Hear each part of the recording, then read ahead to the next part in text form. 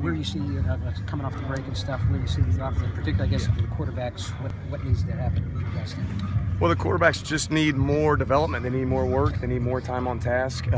Pleased with what they're doing, but they can't get enough just game speed reps. And as many times as we can put those in blitz situations and third down situations, then the better they're going to be. But right now, they just need months and months and months of practice. Do you do more, maybe because you're young, more reps than maybe you normally would, just to get them that? Well, we're trying to put them in as many of those positions as we can throughout a 2.5 hour practice. So yeah, we're trying to. We just feel like they need lots of throws. They need defensive linemen in their face. They need to field blitzes. So yeah, we're trying to create those situations as much as we can. Kevin said you guys cut it down more to a 1 and a 2 rather than 1, 2, 3 really with quarterbacks today for the first time. What do you need to see from Richard to feel like he's, I don't want to say ready in the spring, but ready to go into fall camp and really potentially be that guy to start? Really there's just a demeanor, there's a look in your eye, there's just a confidence, just a quiet swag that we need to see from him, and that's just going to come through confidence and knowing the offense. And I think right now he's still thinking when he's on the field. We're trying to be smart with our installation and not dump a million plays in our playbook into the offense this spring, but really just trying to give him a chance to take base plays, go out and execute, understand protections, understand where you're hot, and just watch him play the ball and just watch him try to make some shots. How important is, you've got obviously a lot of experience at the skill positions. Just how important have those guys been in getting him adapted in? Yeah, it's been awesome. And because you don't feel like I have to go back and start at square one at wide receiver.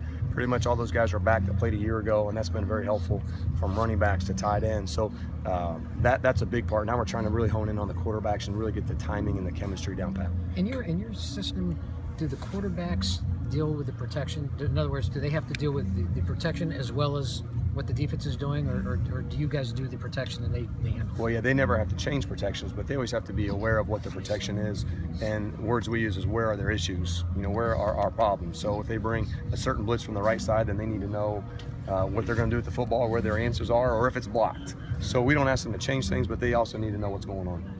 Coach, Devon kind of approach to the spring this year? Get a little bit of a pep in his step, coming off the last 3 games last year. Yeah, I think that he does. He's different because there's a little quiet confidence, a demeanor about him that he feels like he is the guy. He's ready for his time. He's proven it on the field in a big time arena. So we expect big things from him, and he's having a good spring. Coach Wilson mentioned roster flexibility with Brookins, Camion Patrick, and Devontae Williams. How much does that help you guys via substitutions and running this up-tempo offense? Yeah, it's going to be very key because when you can be multiple with different personnel groupings, that's an advantage to the offense. And so we have a lot of guys that really could play running back, they could play receiver, they could play wildcat quarterback. So we haven't quite put all those packages together yet, but it's going to give us some very flexible options in the spring. How has Ricky looked at catching the ball in the slot? He's doing well.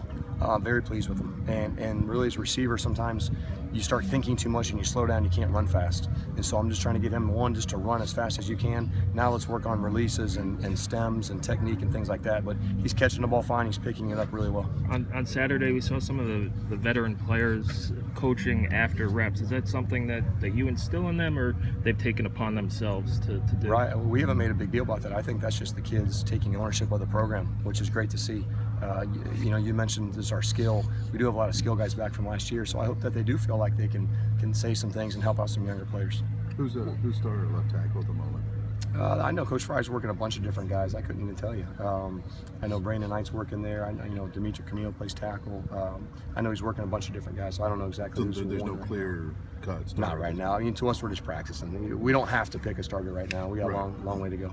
What's Xander able to bring, especially to that maybe a quarterback rotation that's trying to figure some things out? Yeah. He's obviously got the most experience, but with the injury. No, he's been good. He's been good in meetings and on the practice field, and it's hard for him because he can't go, but he is being able to bring just not only this is the play, we're going to run the zone to the left, but he kind of brings up chapter 2 and chapter 3 that, listen, if this happens on zone to the left, don't forget you have to do this. And he's really helping out those other quarterbacks. So I think he's helping as much as he can, but I know he wants to be out there playing.